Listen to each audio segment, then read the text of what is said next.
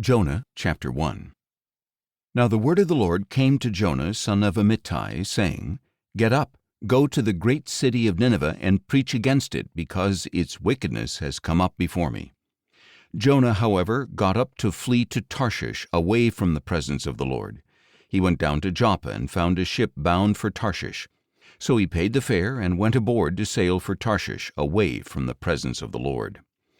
Then the Lord hurled a great wind upon the sea, and such a violent storm arose that the ship was in danger of breaking apart.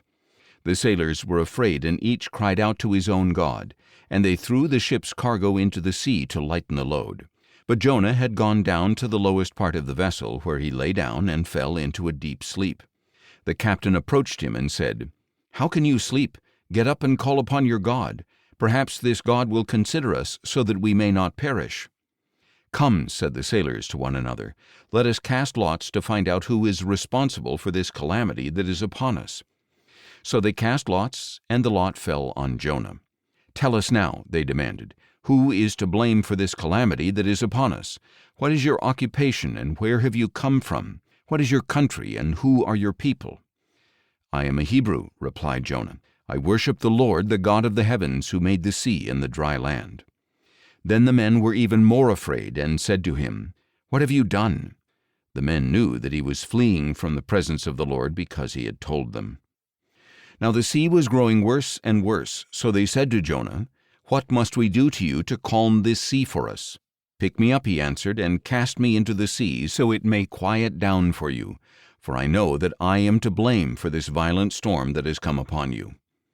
Nevertheless, the men rowed hard to get back to dry land, but they could not, for the sea was raging against them more and more. So they cried out to the Lord, Please, O Lord, do not let us perish on account of this man's life. Do not charge us with innocent blood, for you, O Lord, have done as you pleased. At this they picked up Jonah and cast him into the sea, and the raging sea grew calm. Then the men feared the Lord greatly, and they offered a sacrifice to the Lord and made vows to him. Now the Lord had appointed a great fish to swallow Jonah, and Jonah spent 3 days and 3 nights in the belly of the fish. Jonah chapter 2. From inside the fish Jonah prayed to the Lord his God, saying, In my distress I called to the Lord, and he answered me. From the belly of Sheol I called for help, and you heard my voice. For you cast me into the deep, into the heart of the seas, and the current swirled about me. All your breakers and waves swept over me. At this I said, I have been banished from your sight, yet I will look once more toward your holy temple. The waters engulfed me to take my life. The watery depths closed around me. The seaweed wrapped around my head. To the roots of the mountains I descended. The earth beneath me barred me in forever.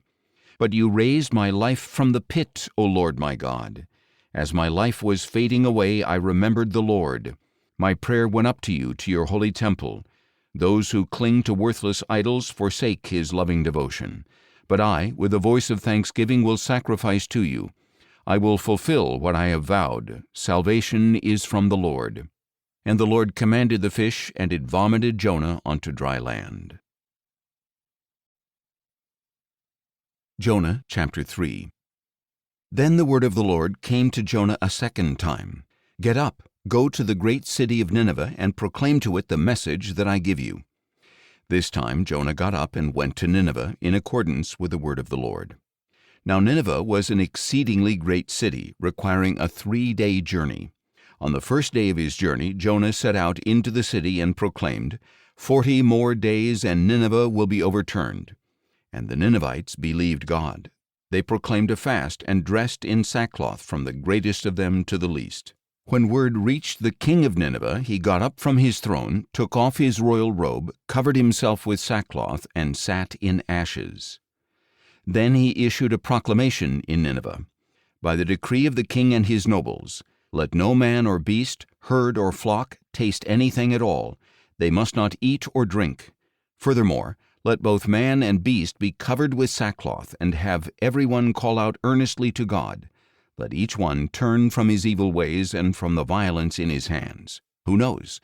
God may turn and relent. he may turn from his fierce anger so that we will not perish." When God saw their actions, that they had turned from their evil ways, he relented from the disaster he had threatened to bring upon them. Jonah chapter 4. Jonah, however, was greatly displeased, and he became angry. So he prayed to the Lord, saying, "O Lord, is this not what I said while I was still in my own country? This is why I was so quick to flee toward Tarshish. I knew that you are a gracious and compassionate God, slow to anger, abounding in loving devotion, one who relents from sending disaster. And now, O Lord, please take my life from me, for it is better for me to die than to live." But the Lord replied, "Have you any right to be angry?" Then Jonah left the city and sat down east of it, where he made himself a shelter and sat in its shade to see what would happen to the city. So the Lord God appointed a vine, and it grew up to provide shade over Jonah's head to ease his discomfort, and Jonah was greatly pleased with the plant. When dawn came the next day, God appointed a worm that attacked the plant so that it withered. As the sun was rising, God appointed a scorching east wind, and the sun beat down on Jonah's head so that he grew faint and wished to die, saying, "It is better for me to die than to live." Then God asked Jonah, "Have you any right to be angry about the plant?" "I do," he replied. "I am angry enough to die." But the Lord said, "You cared about the plant which you neither tended nor made grow. It sprang up in a night and perished in a night. So should I not care about the great city of Nineveh, which has more than 120,000 people who cannot tell their right hand from their left, and many cattle as well?"